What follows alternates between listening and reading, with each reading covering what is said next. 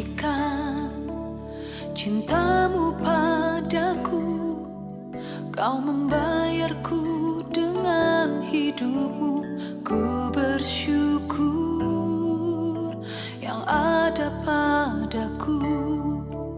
Semuanya milikmu. Ku persembahkan seluruh hidupku di mezbahmu.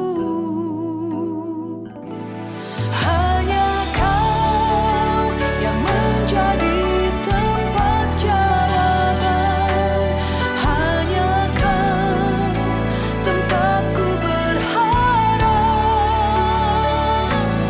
Berjalan bersamamu ku takkan goyah. Sebab tangan kasih-Mu tersedia bagiku. Selamanya kau ku cinta.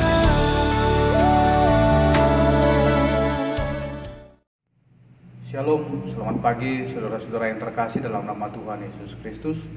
Sebelum kita mendengarkan firman Tuhan, mari bersama-sama kita berdoa. Mari kita berdoa.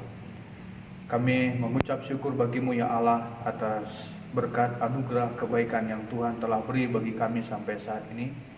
Tuhan telah memberi hari yang baru bagi kami pada pagi hari ini. Tuhan yang menyertai kehidupan kami sepanjang istirahat kami malam. Dan kami yakin dan percaya semua ini kami terima oleh karena kebaikan Tuhan bagi kami. Sebentar ya Bapa, kami mau mendengarkan Engkau berbicara, berfirman bagi kami. Dan firman-Mu kiranya menjadi terang dan menjadi pedoman bagi kami menjalani hari-hari hidup kami secara khusus di hari ini. Di dalam nama Tuhan kami Yesus Kristus kami telah siap sedia mendengar Engkau berfirman. Amin. Saudara-saudara yang terkasih dalam nama Tuhan Yesus Kristus, mari kita buka Alkitab kita dari Injil Yohanes pasal yang ke-14 ayat 14. Mari kita buka Alkitab kita sekali lagi dari Injil Yohanes 14 ayat 14. Demikian firman Tuhan. Jika kamu meminta sesuatu kepadaku dalam namaku, aku akan melakukannya. Sekali lagi saya ulangi. Jika kamu meminta sesuatu kepadaku dalam namaku, aku akan melakukannya. Saudara yang terkasih dalam nama Tuhan Yesus Kristus, kata mintalah dalam namaku ini hanya terdapat dalam Injil Yohanes ini. Meski ada di Injil lain, misalkan dalam Matius pasal yang ke-18 ayat 19 sampai 20, tetapi tidak sejelas apa yang dipaparkan ataupun apa yang dituliskan dalam Injil Yohanes ini. Dan pernyataan Yesus ataupun kalimat yang disampaikan oleh Tuhan kita Yesus Kristus dalam nas ini, kita harus memahaminya bahwa ini ada dalam bingkai percakapan perpisahan dengan para murid pada waktu itu. Atau dalam bahasa lain itu merupakan percakapan-percakapan terakhir bersama-sama dengan para murid. Dan ditegaskan bahwa meski dia secara fisik tidak akan bersama-sama dengan para murid kelak, tidak berarti bahwa para murid tidak bisa berkomunikasi dengan dia. Tidak berarti bahwa Tuhan Yesus akan terpisah begitu saja dengan para murid. Tetapi Tuhan Yesus meneguhkan ataupun memberikan janji kepada para murid bahwa melalui doa bisa berkomunikasi dengan dia. Bahwa ada masih jalur ataupun sarana untuk tidak terpisah dengan Tuhan, yaitu melalui doa. Masih bisa menyampaikan permohonan apapun yang mau dimohonkan pada murid. Dan itu juga menjadi pengingat kepada kita bahwa kita tidak ada perpisahan dengan Tuhan kita. Meskipun secara fisik dia tidak bersama-sama dengan kita, tetapi kita yakin percaya bahwa kita bisa berkomunikasi, kita bisa berelasi dengan dia melalui doa-doa kita kepadanya. Sehingga doa tersebut merupakan sarana untuk menjalin persekutuan terus-menerus dengannya. Itu pentingnya sebuah doa dalam hubungan ini. Itu merupakan sekali lagi sarana kita bersekutu, berelasi dengan Allah kita terus-menerus dengan kita dengan Tuhan kita. Saudara yang terkasih dalam nama Tuhan Yesus Kristus, nats ini juga ataupun bagian ini juga sering sekali disalahpahami ataupun tidak dimengerti di dalam konteksnya. Seolah-olah bahwa apapun yang kita minta ataupun sesuatu yang kita minta, Tuhan berkewajiban untuk melakukannya. Tidak demikian saudara yang terkasih dalam nama Tuhan Yesus Kristus. Kita harus menghubungkannya dengan bagian sebelumnya.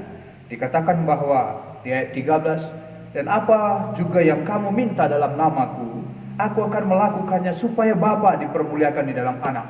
Itu berarti bahwa ada hubungan yang erat antara permintaan itu dengan memuliakan Bapa. Bahwa permintaan kita itu tidak bisa bertentangan dengan kemuliaan Bapa.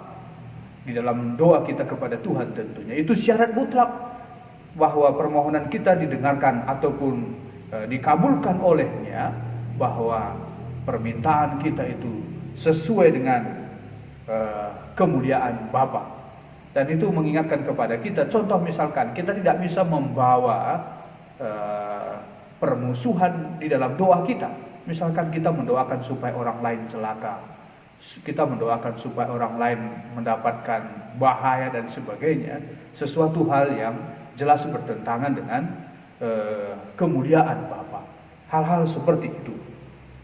Dan permintaan ini kalau kita hubungkan dengan ayat setelahnya, di ayat 15 dikatakan, jikalau kamu mengasihi aku, kamu akan menuruti segala perintahku.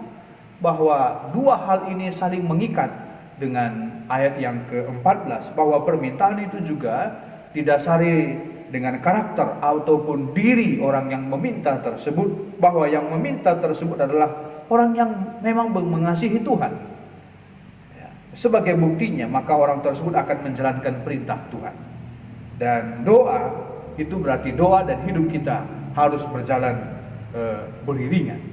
Tidak mungkin pada sisi yang lain kita berdoa kepada Tuhan, tetapi sisi yang lain kita membenci Tuhan. Itu bukan sesuatu hal yang sesuai dengan apa yang dikatakan oleh Injil Yohanes ini.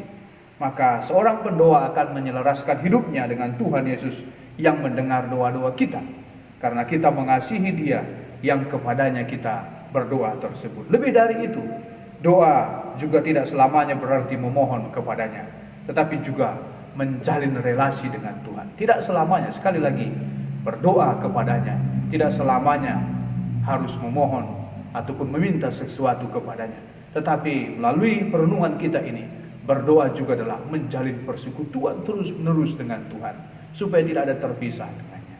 Ini yang boleh kita renungkan di kesempatan pagi hari ini, dan saya mengundang kita semua bersama-sama untuk kita boleh berdoa secara khusus di pagi hari ini buat GBKP Runggun Cililitan.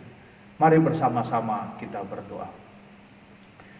Tuhan Yesus yang baik, kami telah menyambut kebenaran firman-Mu. Biarlah Tuhan senantiasa melalui pertolongan Roh Kudus memampukan kami melakukannya, supaya nama Tuhan dipermuliakan lewat diri kami, dan nama Tuhan semakin dikenal lewat kehidupan kami, baik melalui tutur kata, pemikiran, dan juga seluruh tingkah laku kami. Biarlah untuk kemuliaan nama Tuhan. Dan Tuhan Yesus, ada banyak di antara kami mengalami pergumulan kami masing-masing.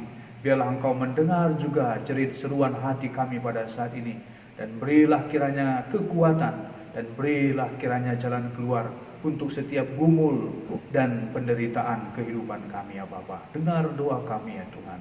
Dan pada kesempatan kali ini, kami mau berdoa secara khusus buat GBKP Runggun Cililitan. Tuhan berkati seluruh anak-anak Tuhan yang telah memberi dirinya untuk melayani di GBKP Runggun Cililitan, baik pendeta, penatua diaken, pengurus unit kategorial, pengurus PJJ kepanitiaan, dan unit-unit yang lainnya yang ada di GBKP beserta dengan jemaat Tuhan.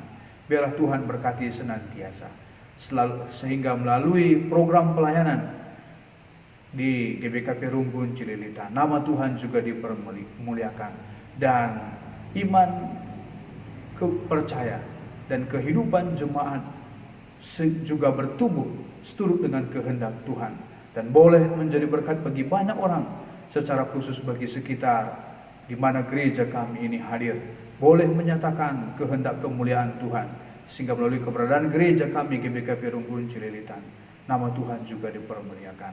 Adapun banyak program pelayanan yang sudah dirancang sepanjang tahun ini, biarlah Tuhan berkati senantiasa GBK Perum Bucilitan sehingga boleh mengimplementasikannya supaya berdampak kiranya gereja kami ini bagi seluruh jemaat dan juga bagi orang lain. Ini doa dan permohonan kami ya Bapa. Kami sampaikan doa kami ini dalam satu nama Tuhan kami Yesus Kristus yang telah mengajar kita berdoa. Mari bersama-sama kita berdoa. Bapa kami yang di surga, dikuduskanlah namamu. Datanglah kerajaanmu, jadilah kehendakmu di bumi seperti di surga. Berikanlah kami pada hari ini makanan kami yang secukupnya. Ampunilah kami akan kesalahan kami, seperti kami juga mengampuni orang yang bersalah kepada kami. Dan jangan bawa kami dalam pencobaan, tetapi lepaskanlah kami daripada yang jahat. Karena Engkau yang punya kerajaan dan kuasa dan kemuliaan sampai selama-lamanya. Amin. Selamat pagi.